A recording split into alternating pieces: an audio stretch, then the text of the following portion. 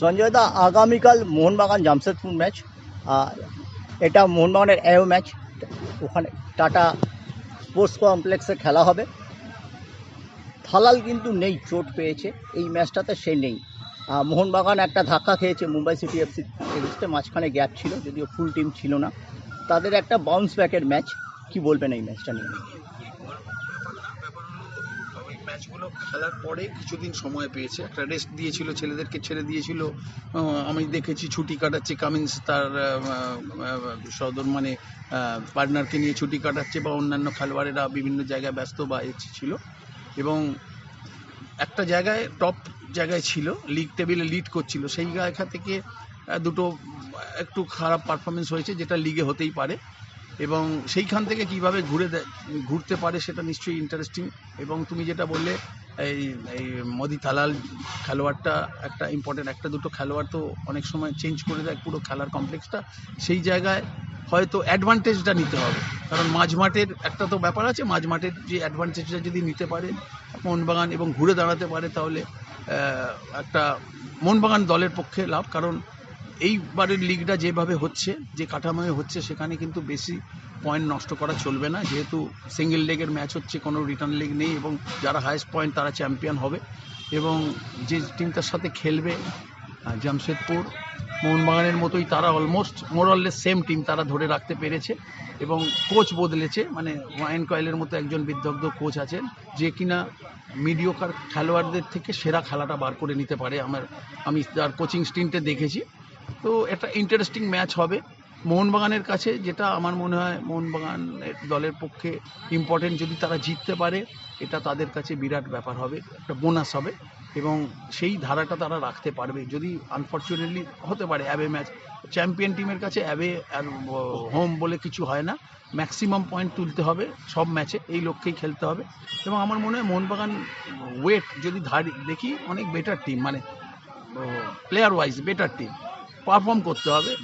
Interesting factor, কারণ অনেক সময় একটা খারাপ পারফরমেন্সের সময় রেস্ট পেলে ভালো হয়, আবার অনেক সময় ভালো পারফরমেন্স করতে করতে যদি গ্যাপ হয়ে যায়, তাহলে অনেক সময় রিজিমটা নষ্ট হয়ে যায়। দুরকম পার্সপেক্টিভে দেখতে হয়, কিভাবে খেলোয়াড়দেরকে মোটিভেটেড রাখে কোচ, সেটা ইন্টারেস্টিং। আমার মনে হয় লোবেরা এতদিন ভারতীয় সার্কিটে আছে, সে নিশ্চয়ই জানেন। এবং যেটা ইন্টারেস্টিং হলো, পেত্রাতসকে যে জায়গায় উনি ইউজ করছেন, সেইটা উনি কতদিন করার, এটাও আমার কাছে ইন্টারেস্টিং।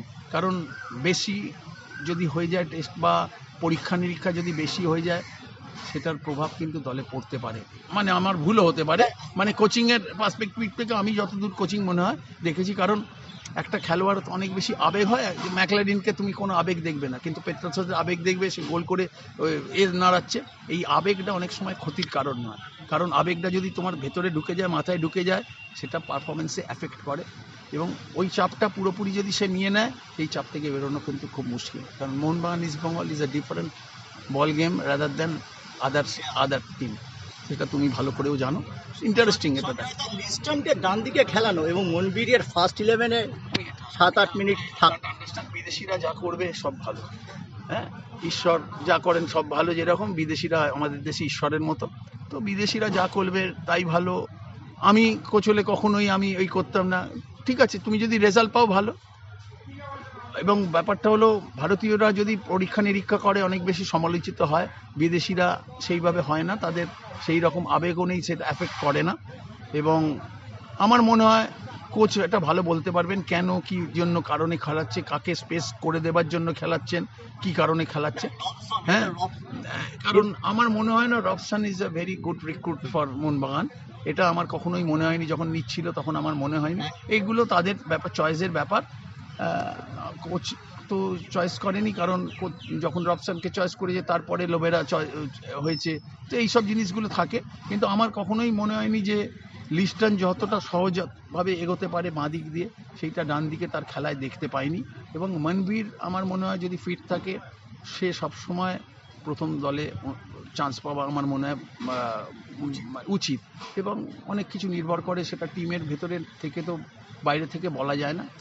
যে তার কি কন্ডিশন বা তার কি মানসিকতা, এগুলো ডিপেন্ড করে।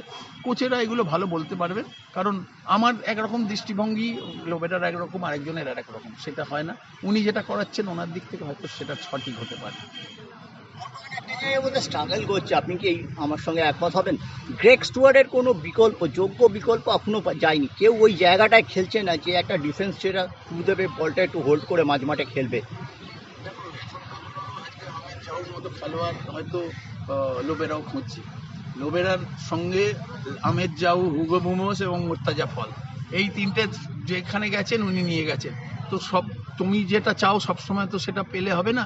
তুমি যখন পাচ্ছ না, কিভাবে তুমি তোমার সেরা খেলাটা বার করবে, সেটাই কোচের কাছে চ্যালেঞ্জিং জব।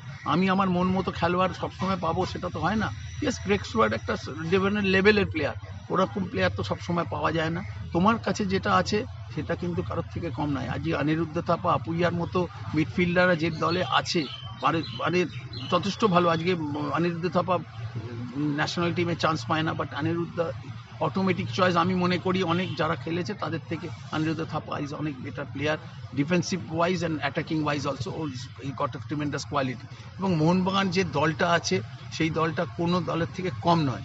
ইয়েস, গ্রেগ স্টুয়ার্টের অভাব, সেটা তো এক একটা প্লেয়ার টাইপ হয়, কিন্তু কোচের তাহলে কোচেরা কি, যদি সবই যদি প্লেয়াররা করে দেবে তাহলে কোচেরা কি, অন্য খেলোয়াড়দের থেকে সেইটা বার করতে হবে, সেটা কোচের জব। Thank you.